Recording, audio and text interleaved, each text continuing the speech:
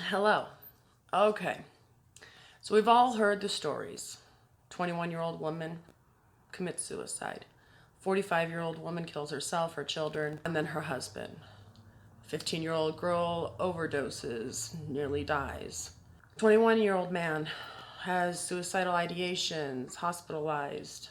Countless numbers of people who have depression, PTSD, anxiety, often suffering from isolation.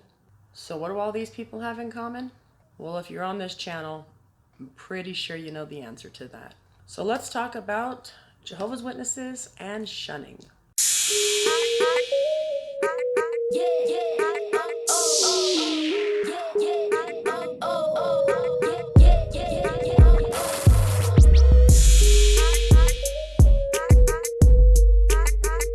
Today's video is clearly going to have a little bit of a different tone than what I normally do on my channel. It's just something that's been weighing on my mind lately.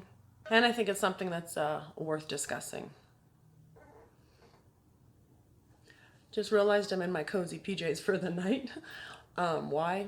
Because I work damn hard and I want to wear cozy PJs at night.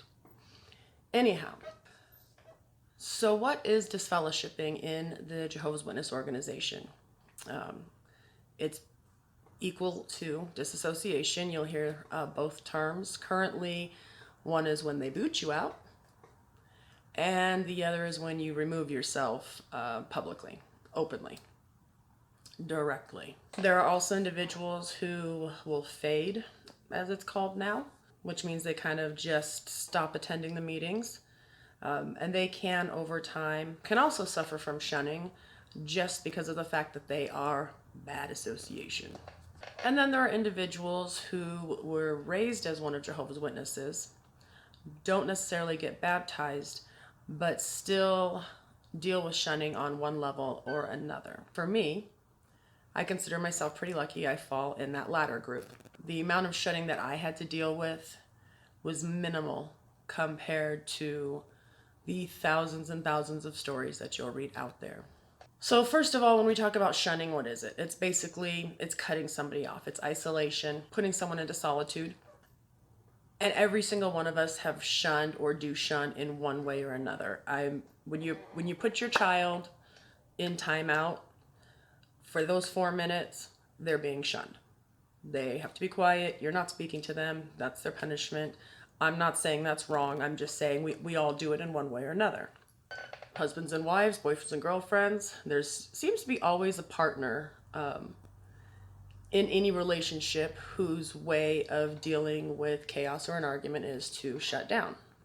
The person who's on the receiving end of that shutting down, why do I keep using air quotes? I don't know. The person on the receiving end of that shutting down is being shunned for that period of time. So for instance, my husband and I, when we are in conflict, you are usually going to fight, flight. Some people freeze. I happen to be fight. He happens to be flight. And we have learned over the years that I want to address an issue. I want to stay on top of it and go, go, go, go, go, go, go, go, go. I want to fight it out and let's just hurry up and get it over with.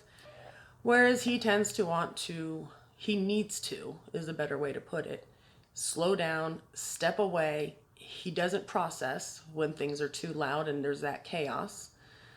And so he tends to shut down so that he can process. This shutting down is perfectly normal. I don't prefer it because to me, it feels like shunning. And so probably I take it much worse when he gets quiet and removes himself. Probably because historically, to me, that's a very devastating feeling. And some of us in a relationship, I almost air quoted again. Some of us in a relationship shun on purpose. We shut down. I'm not speaking to him. I'll wait till he comes to me. Well, he'll see how much he misses me. My whole point is we do it. And we do it because we know in many cases it works. Even when you're grounding your child, you are separating them from their friends for a week period of time in the hopes that they will learn a lesson, that in order to continue hanging out with the other kids, They have to follow your rules. So again, I'm not saying there is anything wrong with these forms of discipline or these forms of the way that we react. But there are extreme cases that cause absolute damage.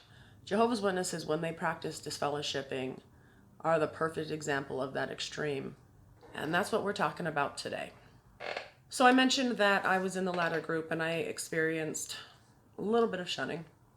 It was enough for it to matter. I was also a child. If you've watched any of my previous videos, particularly my first video, my Leap into the Movement, I talk about how when I was 15, I was sent away to meet my biological father and his family because my parents did not want me poisoning my brothers and sisters.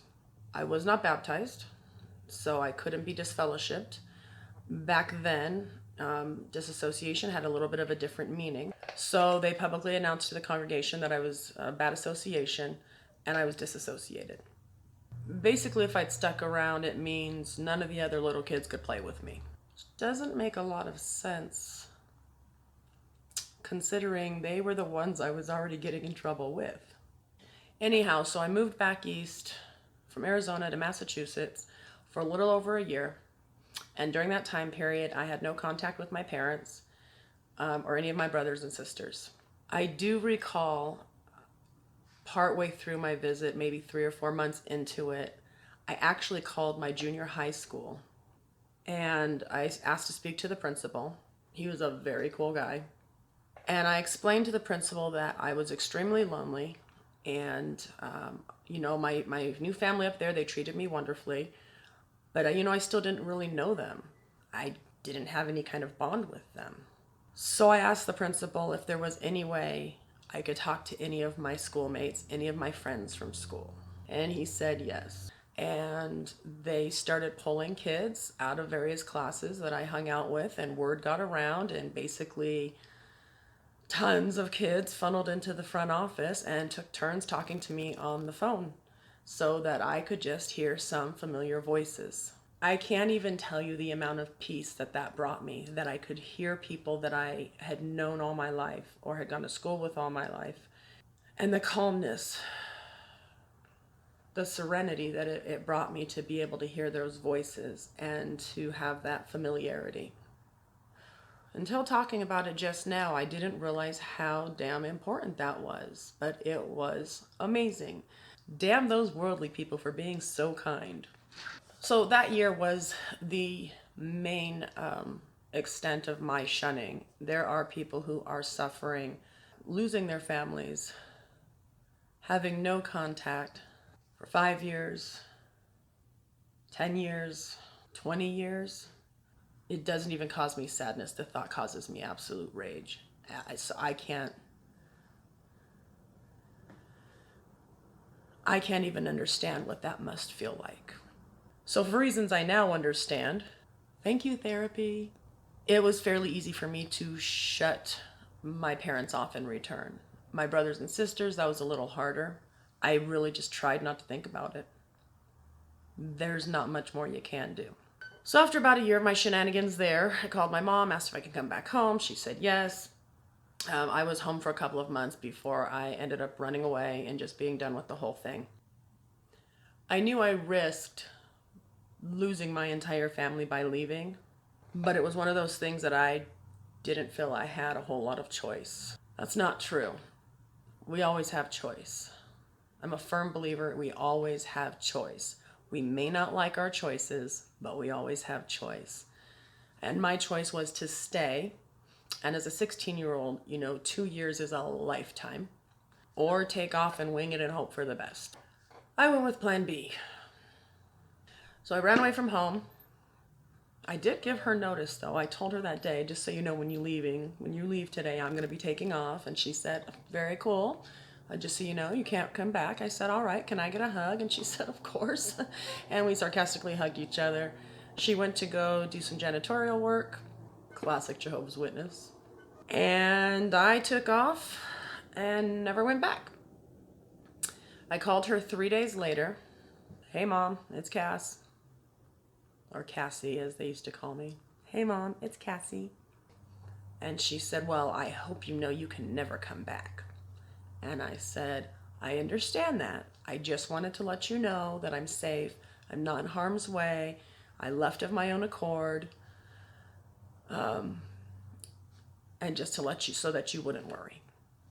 And she said, well, how kind of you. Long sigh. I didn't really know what to say. I was just like, okay, you're not sending the police after me, right? I didn't put that idea into her head. Yeah, they call the police for that. And she, after her long sigh, said, well, you know, there's a sister. There's always a sister. There's a sister over in the Laughlin congregation. If you want to study with her, you won't have any ties with anyone at this congregation. You know, if you choose to study, she's available to you. I can get her that get you that information. I said, okay, I'm not really interested in that right now, but I will keep it in mind. Initially, I had absolutely no contact whatsoever with my mother or my father or my siblings. I pretty much was on my own, ran to the arms of the first worldly person that petted me. That lasted 17 years. So one key tip I like to tell everybody, if you're ever planning on leaving the Jehovah's Witnesses is like leaving a bad marriage. You need to be prepared. And you need to have a network of people around you. You need to figure out a way to save money. But you need to be prepared so you can be self-sufficient, so you're not depending on anyone else. This also means emotionally. And so for me, being a young person, my outcome, it's kind of what you would expect. So yeah, my parents didn't talk to me for the longest time. My mom would come by with literature. I had no problem studying with her or anyone else that she brought around. I spent a great amount of time researching, and the internet wasn't around at that time, but I spent a lot of time at the library, at used bookstores, anywhere that I could try to get more information. I started reading the Bible for myself, trying to understand what it all meant to me. And one of the things that I did pick up as one of Jehovah's Witnesses, I love to debate. So she would bring me around literature. I was very careful about it. I would ask her questions, and she would give me her pat answers, and I would ask another question. The definite benefit of being an ex-Jehovah's Witness is you already know what they're going to say. So when she would tell me, well, Cass, you know, there's a young sister, she's her early 20s. I think definitely you would relate to her. I'd love to bring her by if you don't mind. You know, maybe you guys can do a Bible study. That sounds wonderful. Yes, anytime next week. The reality is I studied with everyone. I know that's what kept my mother around, though. What kept her around was that hope, and I wasn't trying to give her false hope. Maybe that's also how I kept my connection on a subconscious level. But definitely as things got more intense, as I made my beliefs more well known, the more she pulled back. One thing that definitely kept her around was, turns out I'm a breeder. So I had 4 kids by the time I was 22. And I think that was something that definitely linked her in. See, she was safe in a way because I was never baptized. I was still ongoing accepting literature and having discussions with them. There's my air quotes again. Having discussions with them. We never could get past more than a chapter or 2 in a book. Usually they would leave with that's a really good question. Do you mind if I take some time to research that and get back to you? Of course. I would come home and I would find a new book on my porch, some kind of older version of whichever book, dog-eared with maybe a note inside, highlighted some paragraphs saying, hopefully this is the answer you were looking for. Yeah, I never got really good follow-up from them. But in any case, between that and making babies, I'm pretty sure that's what kept my mom around. I also learned what my boundaries were. I remember one of our earlier conversations around the word cult. We knew that we were raised that cults were bad. Avoid cults. Everyone has this vision in their head of what a cult is. It's usually like the David Koresh compounds or the Warren Jeffs compounds. There's more of a gritty feel as the media presents it. But as we all know, the Jehovah's Witnesses are a cult. And I do have a video planned down the line. What is the difference between a religion and a cult? And we can have that discussion then. But in any case, I had taken the Jehovah's Witness definition from one of the magazines and was telling her, I feel that this very much can be suited to what the Jehovah's Witnesses do. Now, my mom and I had a lot of camaraderie back then. I really could push the envelope a lot by joking or pretending I was being sarcastic. And I really think her desire to try to hold on to that bond, I think that she let me get away with a lot. And that's what happens when you're the firstborn. But when I talked to her about this idea, or my concept, what I was perceiving as a cult to be, and I also had worldly books from the library, which I know you're not supposed to read, but I didn't live with her anymore. I do what I want. I'll read all the books I want. Such a rebel. I was explaining to her some definitions and some examples and comparing some things, to the organization. And I was somewhere between 18 and 20 at this time. And she got real serious and said, you need to be real careful there, Cass. That's apostate thinking. And I said, well, I can't be an apostate, Mom. I was never baptized. You have to reject the faith. And since I wasn't baptized, as people like to put it, well, you were raised in it. You weren't one of Jehovah's Witnesses. You were raised one of Jehovah's Witnesses. In any case, I said, well, how can that be? I wasn't baptized, so I never embraced it. Therefore, I can't reject it. Well, we all know you don't have to embrace anything. You say anything negative and you get labeled. And so I said, well, I can't be an apostate. And she said, but that's apostate-like thinking. Be real careful when you're talking about the organization. Because I can't be an apostate if I wasn't ever baptized in it. And yes, I am an apostate because I do not agree with their teachings. Not only do I not agree with them, but I highly encourage others to shun their beliefs, to not listen to them. I speak against them. Therefore, the non-apostate apostate. Mom would be so proud. But I did learn. I learned what my boundaries were. I learned certain things that I could push. I also learned that there were periods of time, probably a circuit overseer in town that, gave a talk on how you should manage your emotions and your feelings and your relationships with non-believers. There were times that she would pull back. And during those times, I could not have access to my siblings. Now, I will say, and this is sometimes up for debate with my mother, sometimes not, we were very clearly raised in an abusive household. They definitely were firm believers in corporal punishment. In any case, it is what it is. And my biggest concerns were I had siblings still 5 beneath me. Well, they weren't really beneath me. Well, kind of. I have 5 younger siblings. And in fact, when I was pregnant with my second kid, my mother was giving birth to my youngest sister. So there was little ones still in the home. And in order to have contact with them, I had to figure out how to keep a good middle ground. And so I did. I held that for as long as possible. But eventually we kind of just separated apart. When my other siblings got older, they had also very strained relationships with her because they are also not witnesses. And my oldest brother, he is a witness, and they're like this. There has been many times in the past where I've had to try to explain to my younger brothers, for instance, when they have the jealousy, when they miss their mom, when she's going through bouts of not speaking to them, when she's not helping, when the emotional support isn't there, just the instinct to be a mom. And do my best to try to explain to them that comes with the territory of her being a Jehovah's Witness.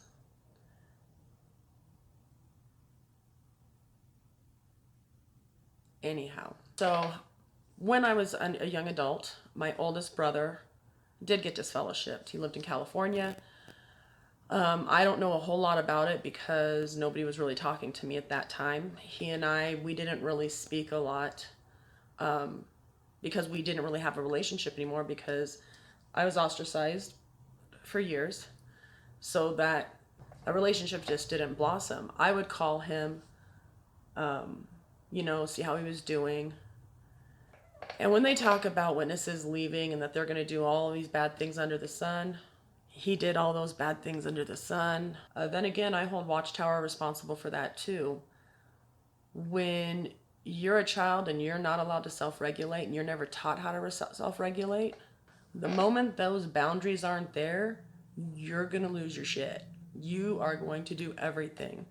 You never learned how to pick out your own clothes, how to properly, put yourself to bed at night because you're tired.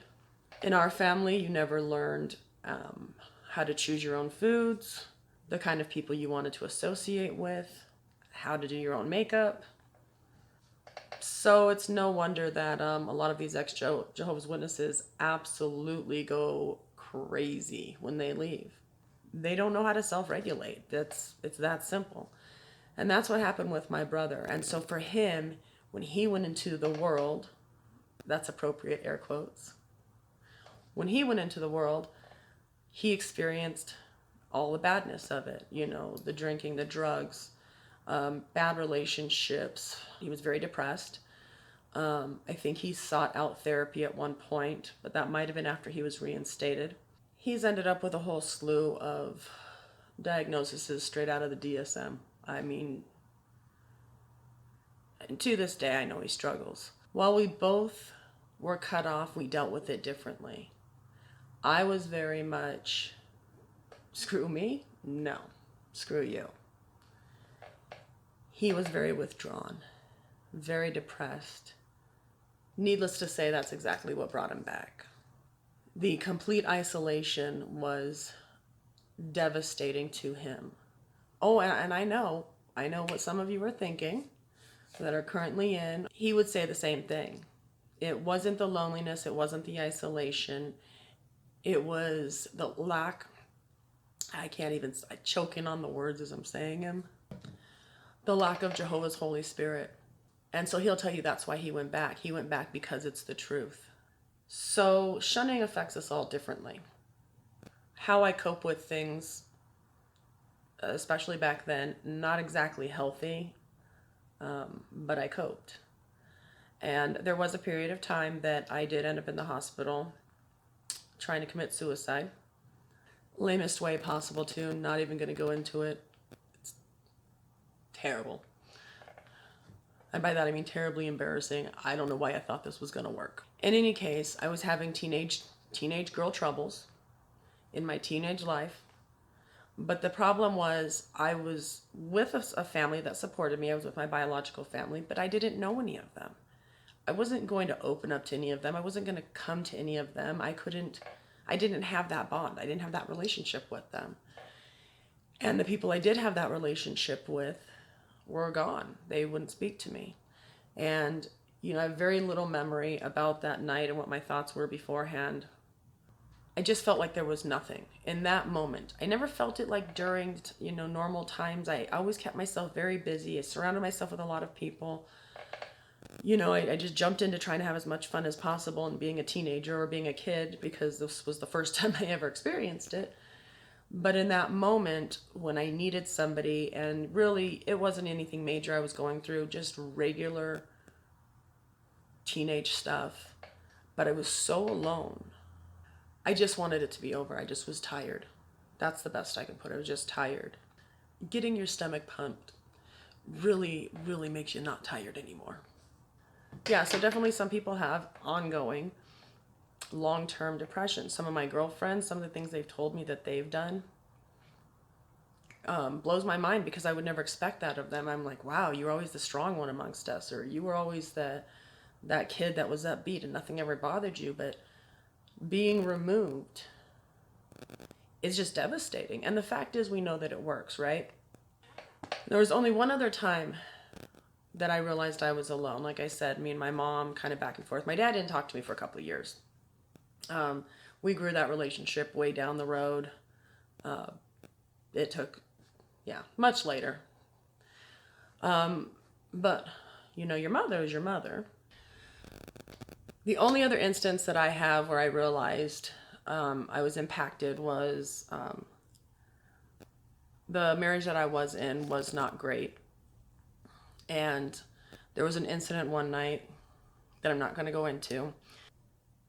But I ended up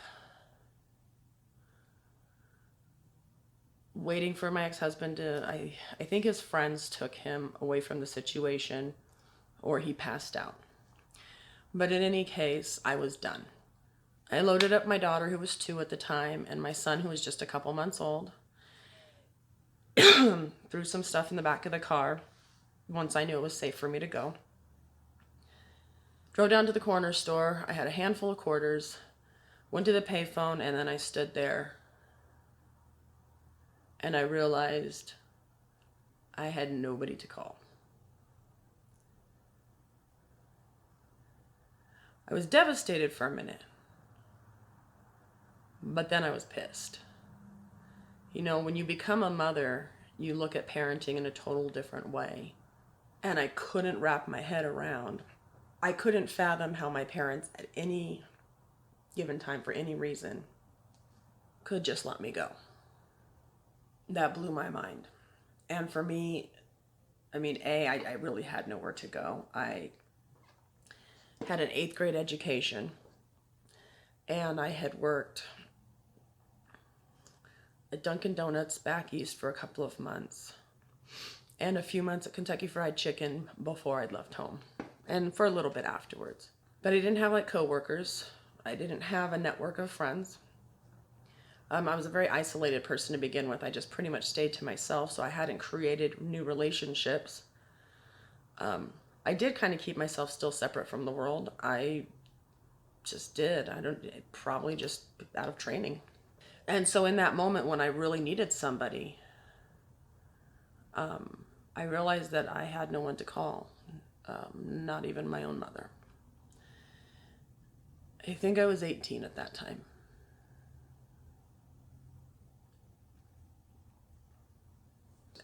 I just knew at that moment, that reality kind of hit that I don't belong with them anymore. I'm not with them. And for me, I dealt with it a little bit differently. I became super, super controlling of my environment to my benefit. I want to say that neediness went away, but I don't want to say neediness in a way that sounds insulting to anybody who does need their family, because that's not what I mean. I wanted my family. What I realized, I didn't need them. Everything that I had was here. I didn't need their approval. I didn't need their fellowship. I didn't need their support. I wanted it, yeah. But I didn't need it. So when that switch flipped, yeah, she wasn't too happy with that. It was very much, my children are a part of me. You love my children, you have to love me. Well, I do love you, Cass. It's just, I'm not comfortable with the kids coming, like my siblings couldn't come to my home. Well, then I'm not really comfortable with my kids going to your home.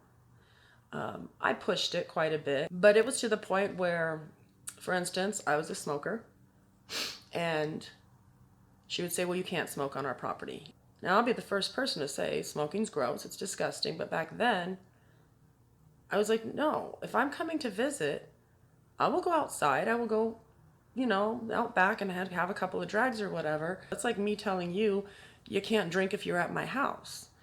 And I guess I can clearly say that, and then you can choose to not come over. Well, I said, I'm choosing to not come over. When I have some downtime and I'm going to come and visit and I want to relax and if I feel like having a cigarette, I'm going to do that. She's, well, I don't know about that. I'm not okay with that. I said, okay, then we don't come over. It's simple. Like the little downtime I have to socialize with people or to hang out, I'm going to be comfortable doing it. So you choose that, I choose this, then that's our answer. And it didn't take maybe 6 weeks where there was a decorated can there, and here's where you could put your cigarette butts. And I'm like, okay, that's fine, thank you. Yes, it became my way or no way. And sometimes that's what you got to do. Sometimes you need to not be afraid to take the loss. So over the next couple of years, the hardest thing for me would be to watch my siblings go through, whether they were just shunned because they were worldly or if they were actually disfellowshipped. Especially, I think my brothers, my sister and I were very close. She had me. So when the hit the fan with her and my mom and my sister not wanting to be a witness anymore, yeah, she came to my house and, we had the talk. Do we write a letter to the elders? What do you want to do? My opinion at the time, I didn't know what fading was. I'm guessing that's a fairly new term since the internet's been around, but I don't know, maybe it was before. Their rules say that you have to write a letter. We don't believe in their rules. Why do you have to write a letter? Yeah, it was like, we're not playing ball. Like, she really struggled with that, but in the end, she ended up just kind of vanishing, not going to meetings anymore. It didn't impact her as much. I do know that my mom favors girls. And so my sister went back home worldly many, many times. My brothers, on the other hand, as they would go through their ups and downs, and they didn't make a lot of great choices back then. I'm pretty sure the sheriff's department had my number on speed dial. My point was they couldn't call their mom. They couldn't call their dad. Their parents weren't going to do anything to help them. And so they called me. Those were a great couple of years. But the conversations that I would have with them in their saddest moments of their devastation, of just being tearful and saying, but my mom just won't talk to me. Or, I hate to share too much of their emotions, but there was devastation. Why won't my mom talk to me? How come mom won't speak to me? Or just plain, I miss my mom. And they're broken. Everybody's broken. And it's sad. So a gentleman named John Fontenberry did an article in regards to the effect of leaving just any religion. He does touch on that there are higher effects in high control religions. He specifically mentions Jehovah's Witnesses. But in leaving just any religion, that because people are losing the community that they're familiar with, the isolation can make them depressed, cause anxiety, and even suicide. And those are just people who choose to leave regular religions. It is much more intense when you are completely isolated and shunned from your friends and your family. In his article, he talks about a Dr. Ray, Daryl Ray, who has spent some 30 plus years as a psychologist or psychiatrist. Psychologist. And what he basically does is when people are leaving religions, he pairs them up or gets them in contact with a therapist so they can figure out how to move on. On average, according to Dr. Ray, with what he's seen with his clients, they're able to kind of heal from that pain and a lot of the mental health issues that come along with it after 3 years. Okay, but note this. That's just a regular religion. And B, those are people actually seeking therapy. 3 years. Most of us don't do that. Or you go, say for myself, living your life for 15 years before you start saying, okay, I need some help here. Something's not right. Shunning is that effective. Okay, or if you even think about the work that Harlow did with the rhesus monkeys. I'm sure everybody's familiar with the stories and the research. Terrible, terribly sad research. But basically he took baby monkeys away from their mamas within the first couple of days of being born, and they were put into a cage. And in this cage, there were two figures. There was one figure that was just cold, harsh wire, like in a tunnel with the bottle at the top. And the other one was covered in a nice soft terry cloth. And of course the monkeys preferred and would go to the nice soft terry cloth. This of course proves nothing, because if you give me the option between sleeping in a tree or sleeping in a comfy beanbag, only a fool's going to pick the tree.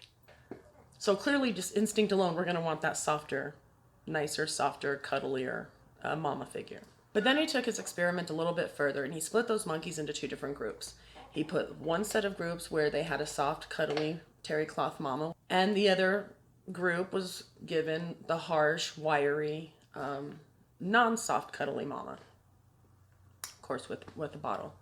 And he noticed that their behaviors were different, particularly if they were frightened. If there was a loud sound, horrible experiment, but if there was a loud sound, the monkeys raised by the terry cloth mamas would freak out initially, run, climb onto the terry cloth mama, get their comfort, and would calm down and self-soothe. The monkeys that were being raised by the wire mesh surrogate mothers would hear the sound, get startled, get scared, and they wouldn't retreat to their surrogate mother whatsoever. In fact, they threw themselves on the floor, clutched themselves, rocked back and forth, and screamed in terror. So he noticed a very, very different reaction from something with comfort versus something without. So we learned a lot in those experiments, again, as terrible as they were, about isolation. When you're dependent on something and it's taken away, you will be emotionally wounded and scarred.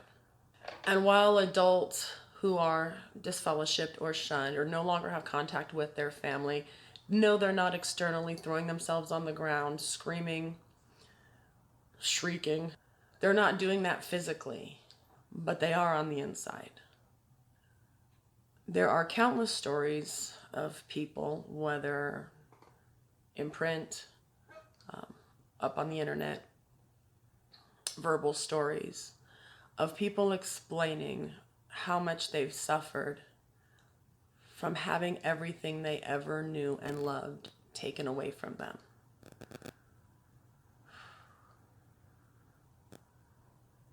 They'll tell you about the mental health issues they've suffered, the depression, suicidal ideation, suicidal attempts. Disfellowshipping destroys families. It tears people apart. But on an individual level, it's killing people.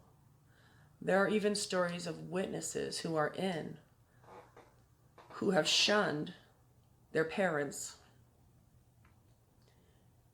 and who became so depressed they themselves tried to commit suicide, even as the witness, even with that Holy Spirit with them. Disfellowshipping kills.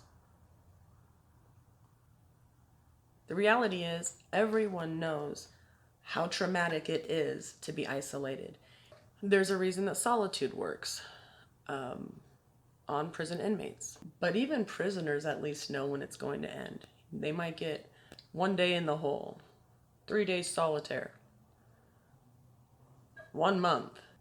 At least they know when it's going to end. When you're a former Jehovah's Witness, it doesn't end. It's forever.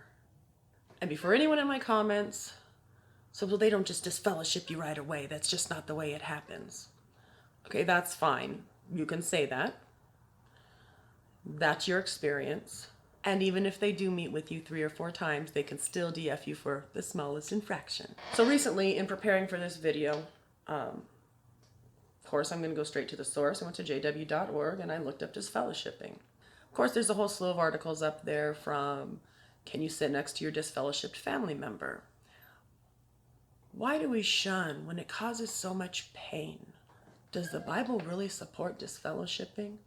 And of course, each of these articles go in and support why they disfellowship, why you need to shun people, why you need to cut off contact. Nothing's changed. One article in the Treasures from God's Word, I'm not sure exactly what that is. And it asks the question, something along the line of, why do we shun people when it causes so much pain? Which A, means they acknowledge it's very painful. And one of the responses was, because it helps the wrongdoer come to his senses. Blackmail. We're going to cause you a lot of pain until you come to your senses and do exactly as we say. The other question that I get very sarcastically, very naively, full of ignorance, is comments when people say, well, why don't you just get over it? Well, first of all, I'm going to need you to define what getting over it means. When you come home and you've had a lousy day at work and you spend 2 hours bitching to your wife about what a horrible day you have, are you sharing with her your experience? Or do you need to just shut your mouth and get over it? And that's just one day. You're bitching like that over one day. Some of these people have been in this organization for 10 years, 20 years, half a century. If you had a 15-minute bad incident at work and you get to bitch about it for an hour, yeah, it's going to be a millennia until we shut our mouths if that's the case. I'm guessing that you think that Bill Cosby's rape victim should probably just get over it. How dare they share their experience? And the warning label on the side of cigarette packs that share and explain the dangers of smoking cigarettes. Shouldn't the Surgeon General just get over the whole cancer thing? Sharing is not dwelling, my friend. Warning people over severe danger is not dwelling. We're over it. But most of us would like to help those who may not be over it and those who are completely unaware of the danger that they're in. I equate being one of Jehovah's Witnesses is kind of like being on a carnival ride. And we know how well those are put together. It's crickety, it's dangerous, there's some loose nuts and bolts. They've kind of black taped, used electrical tape on some of the boards. The whole thing is really shaky. And when you finally manage to get off, not even in one piece, the first thing you're gonna do is run around and tell everyone how horrible that ride is. You're gonna stop the people that are in line. You're gonna be shaking them. Don't get on this ride. The people that are on the ride screaming for their lives, not because it's a good time, you're going to do everything you can to try to get them off that ride. The Watchtower and Bible Tract Society, and in turn, Jehovah's Witnesses, are that very dangerous ride. And I'm not here to take them all down. I just think they need to fix their ride. If you want to stay on that ride, that's fine. But you need to be aware of what it's constructed of. You need to be aware that you're in danger while you're on it. And for God's sakes, please don't drag your kids onto this roller coaster. Even today's most safest rides have a height requirement. And the reality is your kids are not emotionally, physically, or mentally tall enough to ride this ride. Since we know the governing body is not going to let witnesses preach what's actually happening on that ride, the best we can hope is that they fix the damn ride. And since that doesn't look like it's happening anytime soon, our last resort is to keep people from boarding and to help those who are screaming to be let off. So I want to end this video with an amazing outcome. Recently I discovered mentally diseased? Terrible when you're trying to use a possessive. Diseased? Yeah, diseased. Recently I discovered mentally diseased's channel. And he tells an amazing story. It is so relatable. It is so, and so real. And it's not just his story, but his voice for communicating and sharing is one of the best that I've seen out there. So I'll put a link in the description. So before you leave, don't forget to like, subscribe. We have some good, and by we, I mean my husband is planning on helping me with one of my next videos. But we have some great content coming up. I never know what I'm going to do until right before I do it. But he's very excited to participate. Not exactly happy with the role he has to play, but he's a good sport. So stay tuned, and until then, I'll see you next time. I'm on the television!